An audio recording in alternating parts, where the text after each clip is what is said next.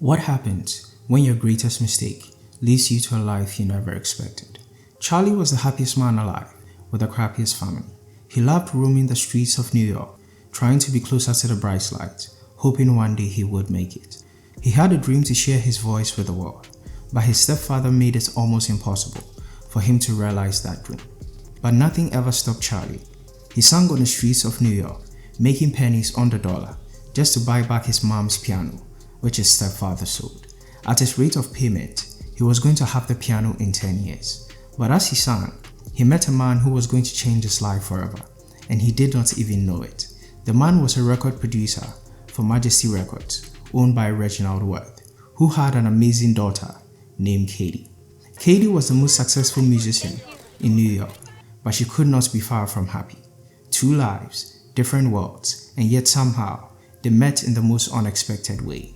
Kadee was on her way to being alone, where she could focus on the music she loves, the music her father would never make her sing because it never fits the label.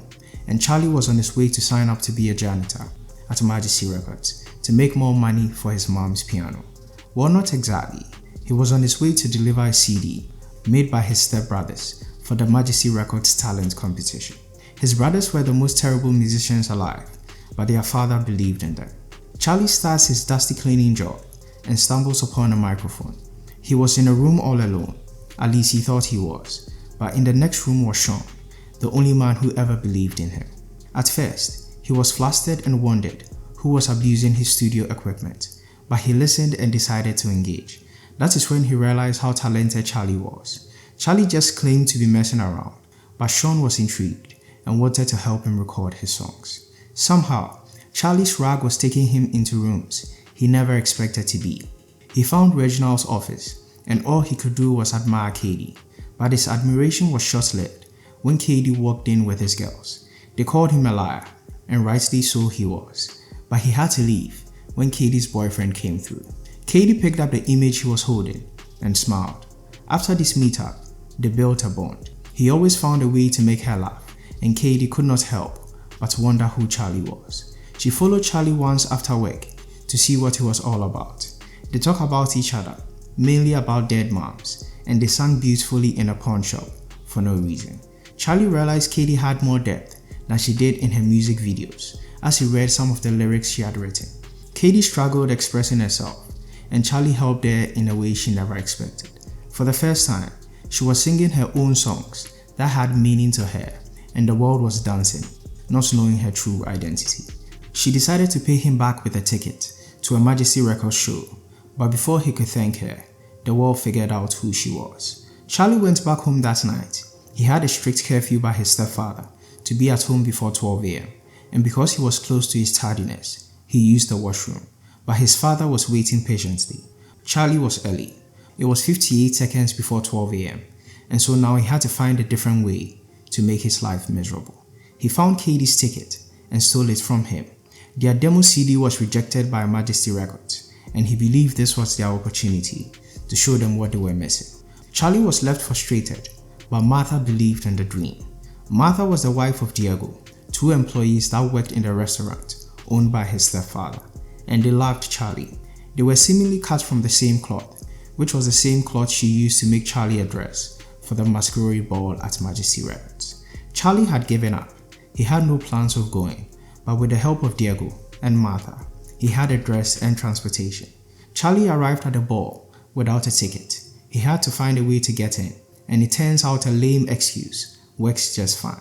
He went in with one goal, looking for Kadee, but on his way, he stumbled upon the devil himself, his stepfather.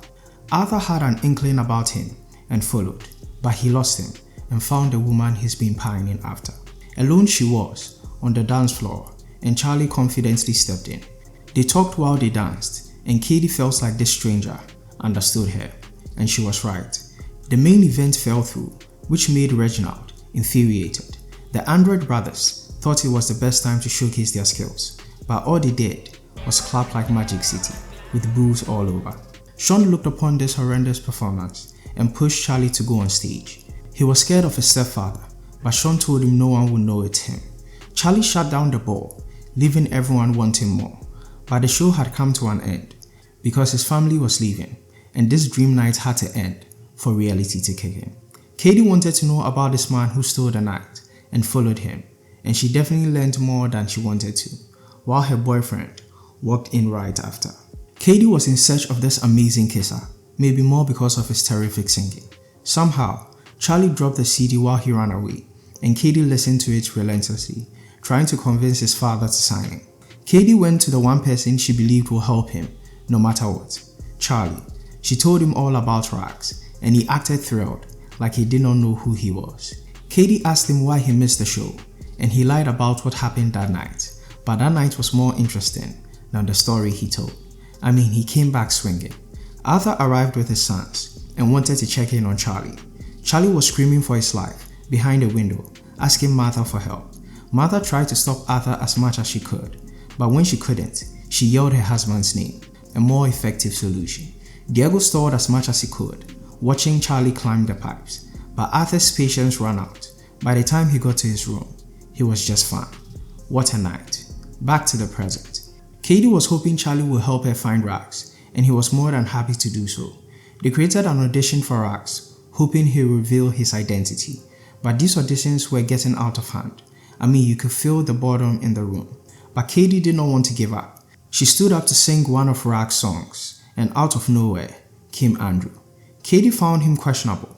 Something about this didn't feel right.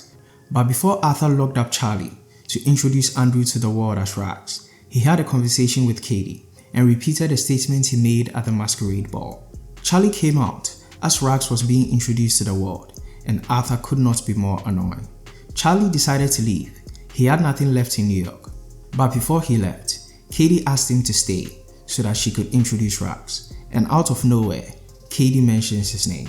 Everyone was in shock, including Andrew, who knew he wasn't Rags, but Charlie somehow got his fairy tale ending, while Arthur was finally relegated to where he belonged. Moral of the story? Thank you for watching. Please subscribe to MOG Central on our homepage for your best content ever.